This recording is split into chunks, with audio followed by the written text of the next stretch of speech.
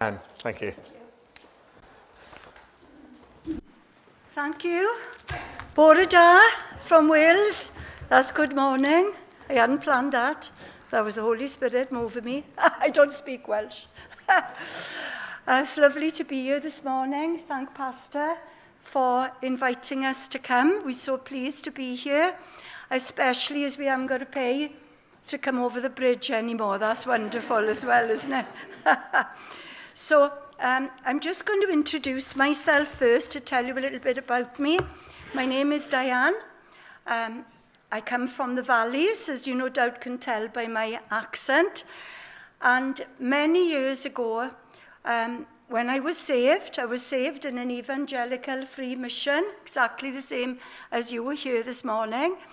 And actually, I was saved in Bristol, in Aston Gate Park, in 1984.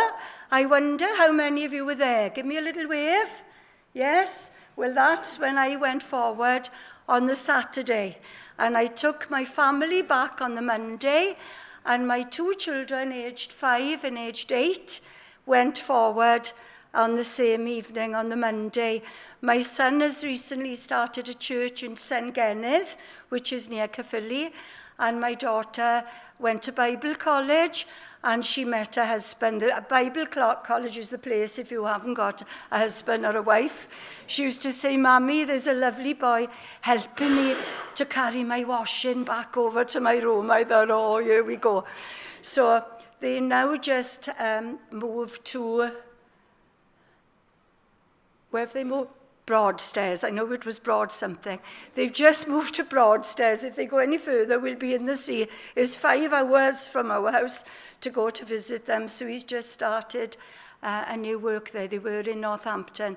So God is real. You know, when we commit our life to him, he is real. He comes into our lives and he definitely brings change. So after that, I'm going to speak to you tonight about some of my experiences as well as from the Bible. So I do hope any of you that are online this morning, will you come tonight? It'll be lovely to meet you in person. COVID is gone, so don't worry. We're all lovely and clean, and nobody got a cough this morning? Any coughs? No, keep them to yourself. So please come this evening. You'll be very welcome. I think there may even be a cup of tea. Am I right? Yes. Oh, and a cup of tea after the service and perhaps a biscuit. That'll be lovely. So after I became a Christian, God called me to do schools work, and I was a schools evangelist for 17 years in the schools in South Wales. We visited over 200 assemblies on a regular basis. It was an everyday job, morning and afternoon. And then God called us to Uganda to take our ministry there. And while there, we took in street children and abandoned babies. Our first baby was a little baby called Mercy. She was 11 months old. And this is me and her quite a while ago. You can see I had my hair done in the plaits. The Ugandan ladies did my hair for me. And we fell in love with her. And my daughter adopted her. So she's now 25. And she's living and working in London. Now she did a degree in Reading. And after we'd taken her in, we soon took in my little grandson. He was about 8 months old when we took him in. To be honest, I could keep you here for a fortnight on stories, but I got to watch, because I understand some of you got a little piece of meat in the oven for dinner, and we don't want it to burn, do we? So if you want stories, we'll have to come another time for a few hours or a few weeks. So just to say, I realised when I looked up where I was coming, the pastor and I have got a lot in common, because you got saved in 84 with Louis Palau in London, didn't you? Well, I think he's part of the Billy Graham movement. So we may not be the same age, but we're the same age in Jesus. Anybody else actually got saved in 84 in Bristol? Yes, well done. We can have a happy birthday together then. Wonderful. So MercyShips as you may know, is a hospital ship, and they dock off the west coast of Africa, and they do free operations, very basically. They've had loads of ships over the years, the last of which is the Africa Mercy. Now, the Africa Mercy has been docked off the south coast of Africa for almost a year, being titivated, having new equipment, new coats of paint, lots of new things inside it. I haven't seen a video yet of the actual inside, but they've done a lot of work in it. And the MercyShips has just come back into service this week, well, last week. The 1st of Feb, I think it was, it docked in Madagascar. And I also know, can you pass me that there, Bilgin, please? If you see there's a picture underneath. No, the other one, please. I think it's the other one. No, it's all right, I got it somewhere else. Don't worry. It's all right, I put it somewhere. Anyway, I also found out that Pastor was called to Madagascar.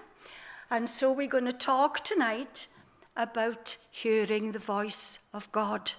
And as I understand, Pastor had been saved about 10 years. And God called you to Madagascar and answered that call. So yes, surprise! God speaks. He's the same God yesterday, today, and forever. He still does all the stuff, actually, that's written in the Bible. We've been chatting a little earlier. So the new ship is purpose-built.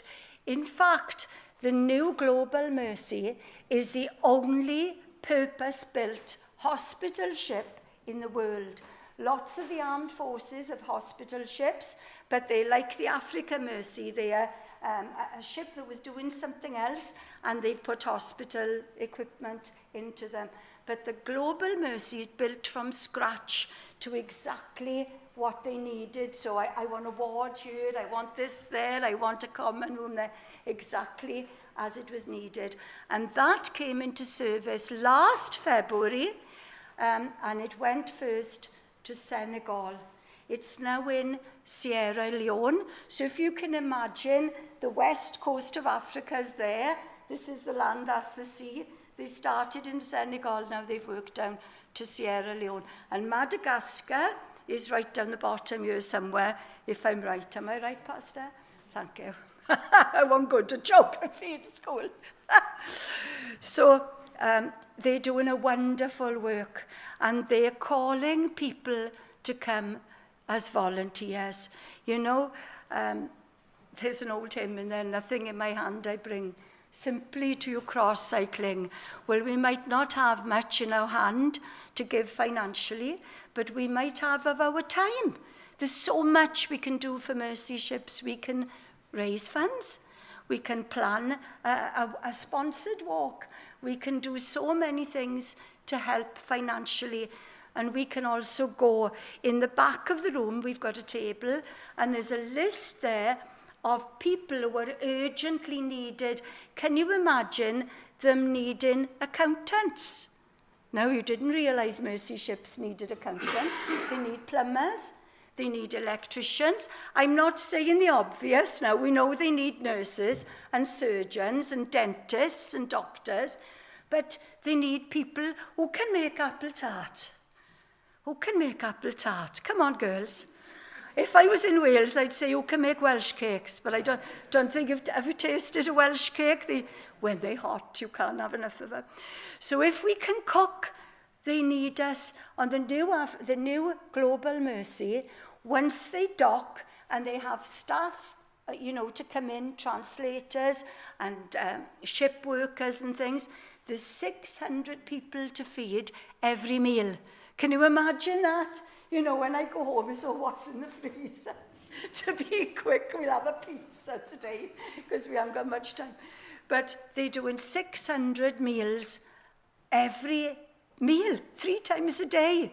How many is that? 1,800, is it? Meals a day? I'm not quite sure. I won't go to maths either. So there's a big need with MercyShips. So before we start, I'm wondering, is there a strong man here could volunteer to help me?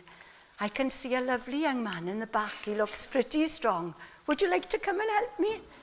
Will you come and help me? Will you help me, Bilgen? So this lady here, her name is Fanta. I do apologise, I've been calling her Tango accidentally.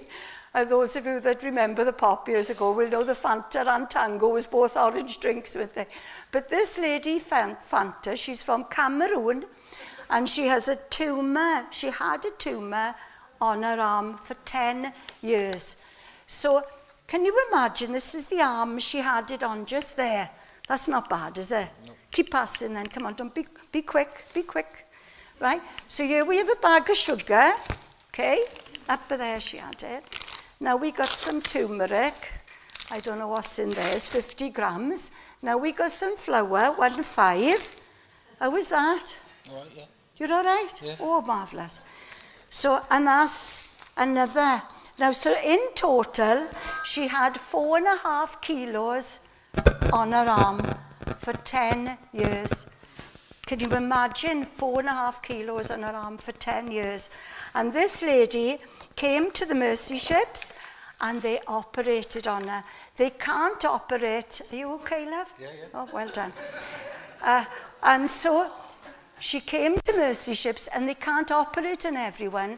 If the tumour is cancerous, they can't do anything on MercyShips because they're not equipped for Mercy.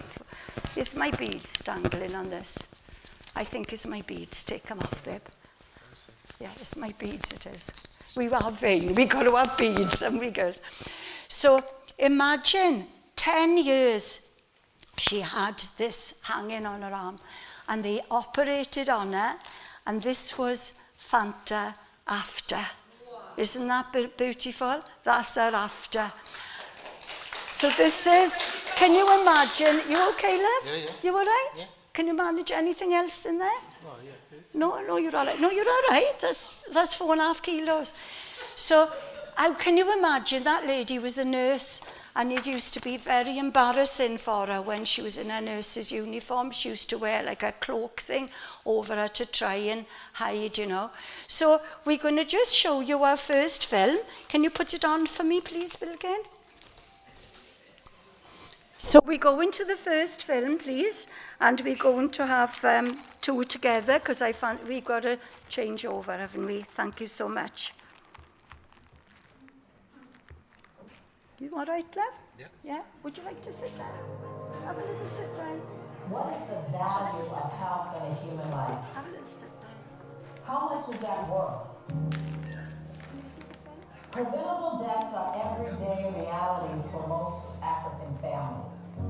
In fact, despite the beauty and promise of Africa, abject poverty, poor infrastructure, and an acute shortage of trained healthcare workers condemn millions of fellow humans to crippling conditions. Conditions that are crying out for surgical interventions that are simply not accessible to the vast majority of people in Africa. For MercyShips, the value of a human life, a healed body and heart, the hope and happiness that we bring every day to the most vulnerable people in Africa are incalculable.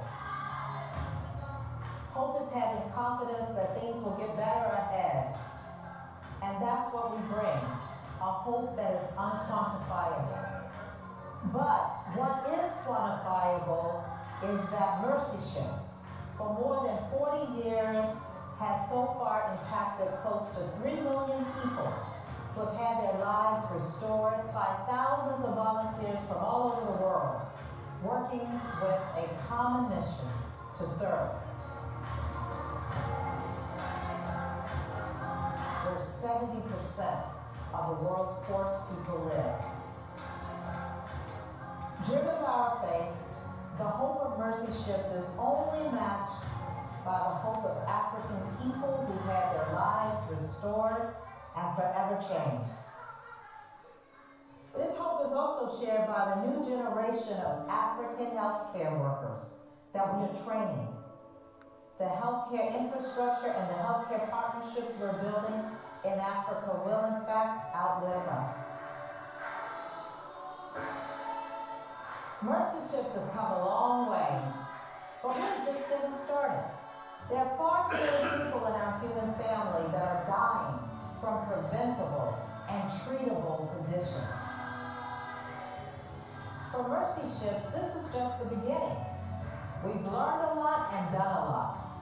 But we know that this story is still unfolding, and we can't do it without your support. Not only do we need donations to help run our ships, but we need volunteers from all over the world to provide care. Not just medical professionals, but teachers, photographers, accountants, maritime crew. It takes all kinds. Are you ready to be part of this next chapter with us? Are you ready to provide hope, healing, and life?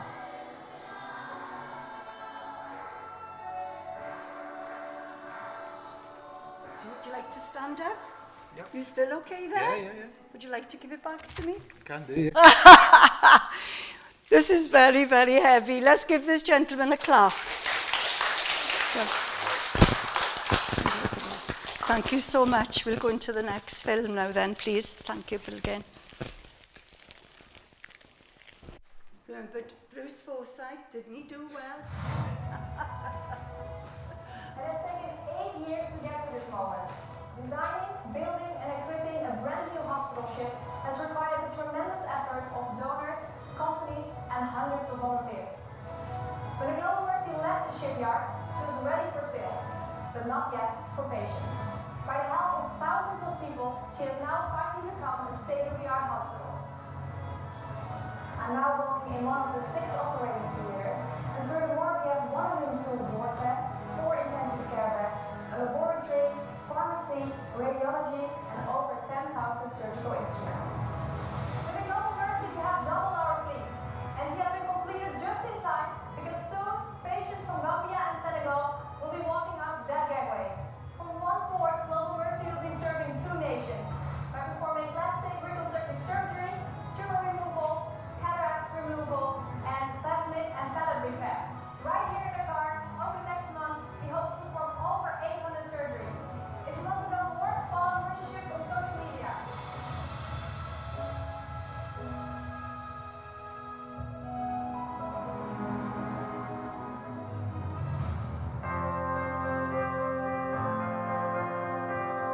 This is a moment we look forward to for many, many years. It's absolutely wonderful that we have patients here. Senegal does not have any children's orthopaedic surgeons, so most of these patients would never have the opportunity to have surgery. So it's really significant for them. So many people have worked so hard to get to this moment. To have the ship here in Senegal serving patients from both Senegal and the Gambia. We're so grateful for everyone who contributes to all this.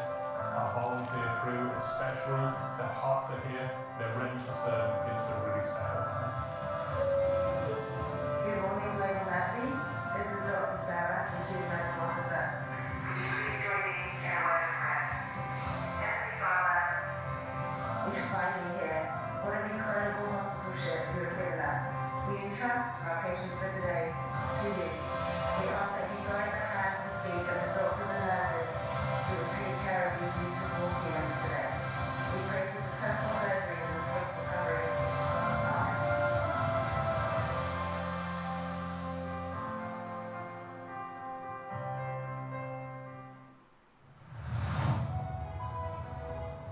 It has taken 8 years to get to this moment.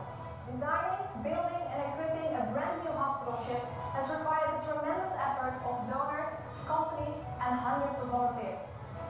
When the Global Mercy left the shipyard, she was ready for sail, but not yet for patients.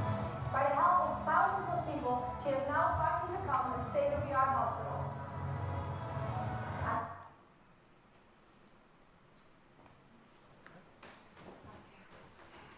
So you heard that lady, Rachel Buckingham, speaking then. So this is a little piece about her. Her grandmother was a doctor in Wales and from Cardiff, and she inspired her granddaughter Isn't that wonderful? She said from the age of 10, her dad also was a surgeon. From the age of 10, she was inspired and she never wanted to be anything else. So that was a photo of her grandmother online, and that's Rachel. I'll put it in the back. You know, when the Global Mercy docked in, first of all in Senegal, the first little boy to come up the gangplank was a little boy with bandy legs like this. We don't see that in this country. Last summer, Bilgin and I helped with the MercyShips in the New Wine and in the big church event as well. And we were showing films. We had an area cordoned off, and we were showing the film that we're going to show you next. And there was a gentleman there. He was on an Israel stand speaking. And we coaxed him to come off his stand and watched our film. He was a retired surgeon. He was in his very late 70s.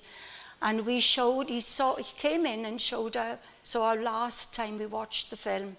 And when he came out, he was physically shaking. In Wales, we say a cwtch. I had to give him a cwtch because the man, he was elderly and he was shaking, wasn't he? And the tears coming on his face. He said, in all my years of surgery, I've never ever seen things like this with children with legs and the tumours and people in such states. Because in this country, if you've got a lump, where are you in the morning?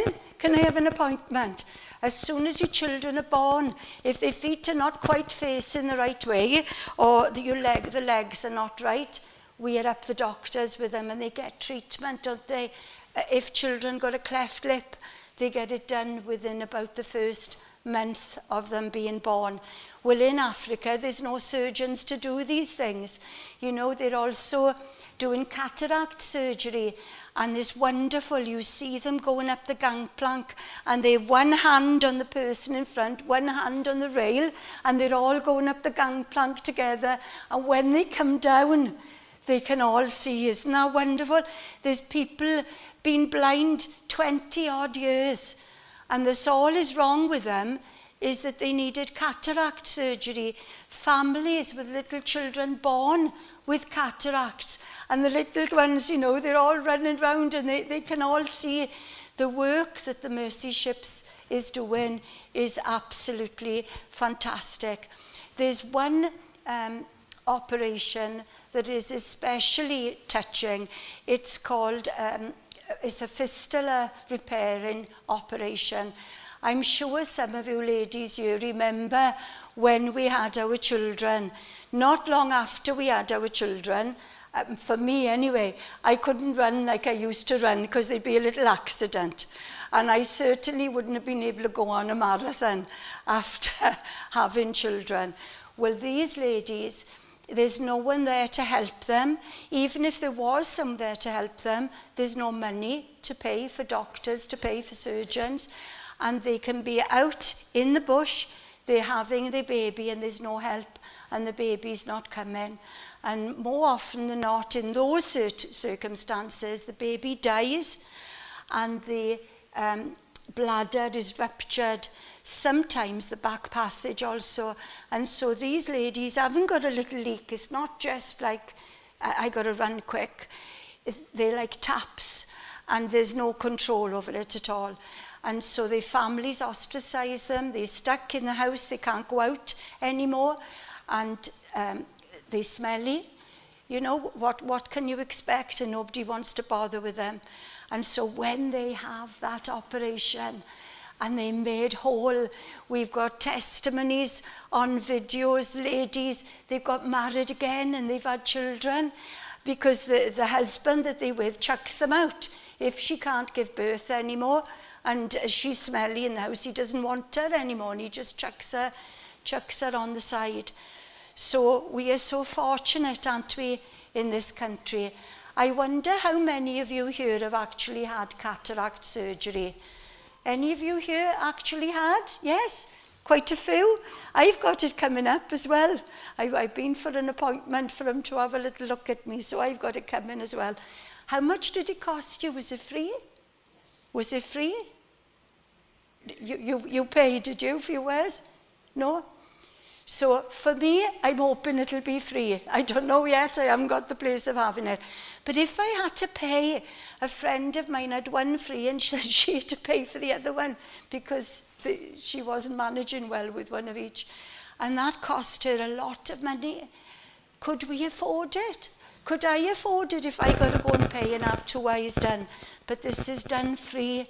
And some of these people have been blind a long, long time. So please remember all these things that you see and make a little mental note to be praying in your prayers. Can we have the next one? Please, Bilgen. Thank you so much.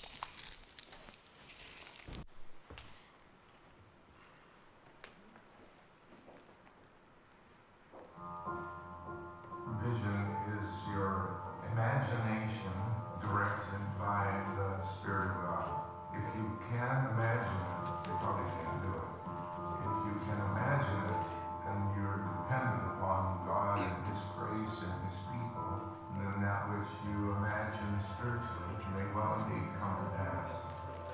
So use your imagination with me. We're on the bridge. As we're approaching West Africa, you will see 1 or 2 large ships coming out to meet us. You'll see cargo ships, flotilla of small fishing boats coming out to welcome this Christian Charities hospital ship. This is a big ship. This will allow us to do things we've only dreamed about. We will serve twice as many people in so many areas. In addition, this ship was purposely built as a training ship, multiplying the surgeon's efforts of hope and healing by having other African professionals observing multiple surgeries multiple times, learning by doing, and then doing under close supervision. So when we talk about doubling the number of people served, it's based on reality. Our 4 core values fit in very well, straight from the words of Jesus in the Gospels when he was asked a trick question, what is the greatest commandment? Number 1, love the Lord your God with all your heart, mind, soul, and strength. And the second is like the first, love your neighbor, love each other, love one another. Third, we've added 2 more, give people of integrity, let your yes be yes, no deceit. If you don't have integrity at the end of your life, you don't have much. And the last one, excellence. We should do everything, whether it's in the galley, whether it's food preparation, whether it's cleanup, whether it's laundry duty, whether it's surgery. We should aim for excellence because that reflects the heart and character of our God. His example, literally. The blind see, the mute speak, the lame leap for joy. People are discipled and come. Well, the change in the patients and their families and their communities is amazing, but I think one of the greatest changes is in those that participate. It changes us all.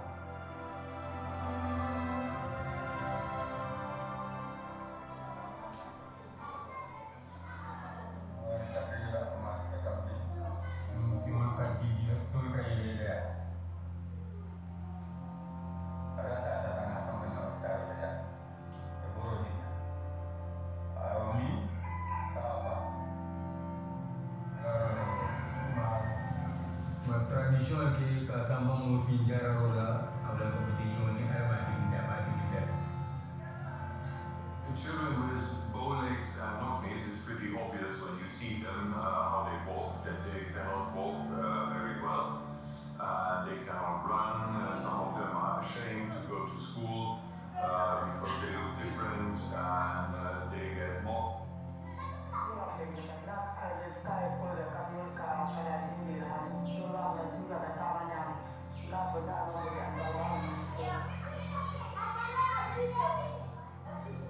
In Europe or in the developed world, they are treated very early, so they usually don't require surgery. But here they are recognized very late, and appropriate treatment is not available. So they develop into extreme forms which you wouldn't see in Europe or America. Problema, tapi ya nak berbulunya, nak kami faham tampilan dan nanti dekorasi. Apa kamu batang di bagian yang menunggu bayi di mana situasi yang pasang.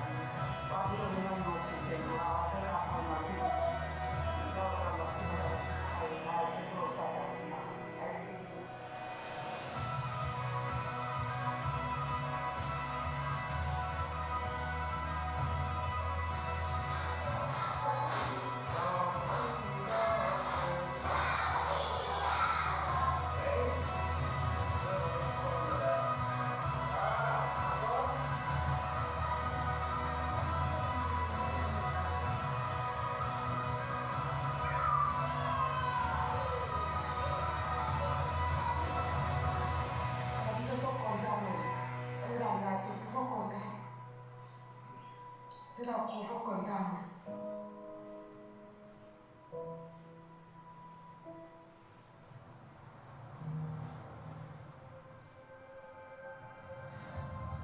When I look at what MercyShips does in the area of reaching out to the people in Africa that we call the poorest of the poor, these are people that can never get the type of access that is needed to that particular type of surgery. And you see them selected by MercyShips and cared for the number of months that they will be with us.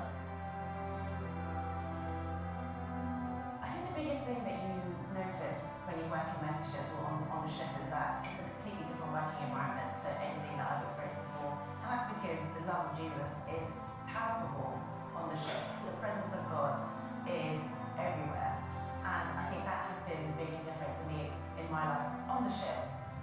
If I ask anyone for something, there's never a no. There's always a let me see what I can do for you. There's always a let me try. There's this attitude of can do because we've got Jesus on our side. And I would say that that's been the biggest, the most life-giving experience for me. The hospital I see out in West Africa, they have nothing. And you can imagine, MercyShips, a good district general hospital with a lot of latest equipment, put it on the ship and arrive at the shore. You know, those patients in these countries, they have no experience of what a hospital, and yet we can bring them here, show them not just surgery, not just surgical healing, but love, human touch, human respect, equality, encouragement. And then we change the life by removing what they've been waiting for so long. And they come out of it, walk down the gangway, new life ahead of them. Wow, I don't think you get any better job satisfaction like this in the world. It's an everyday job.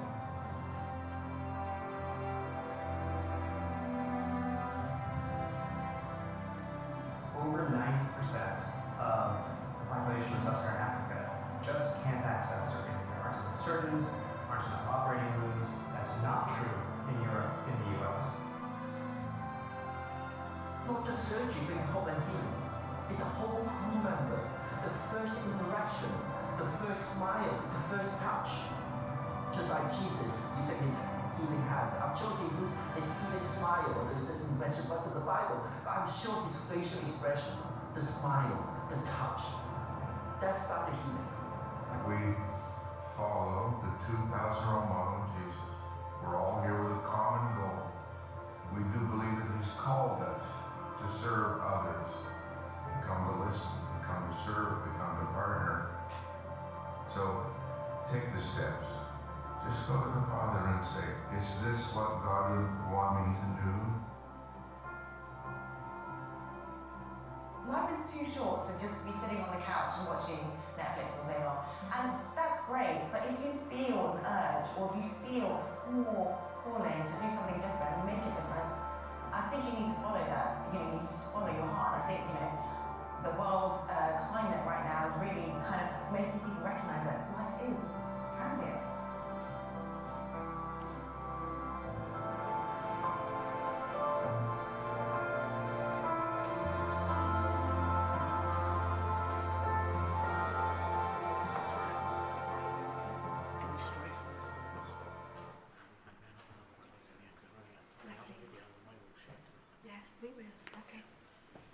Lovely. Thank you so much for that. Thank you for your attention. And you could see that little girl highlighted in that film. She's one of many. They dock for 6 months and do as many operations as they possibly can. And then afterwards, you know, if you broke your leg and it's in plaster, it takes time to heal because they literally break in their legs and fixing them. So thank you so much for your attention. I wanted really just to bring, I'll come down here. I feel like I'm in plaster myself up there with all the contraptions up there. I just wanted to bring a little message from the Lord.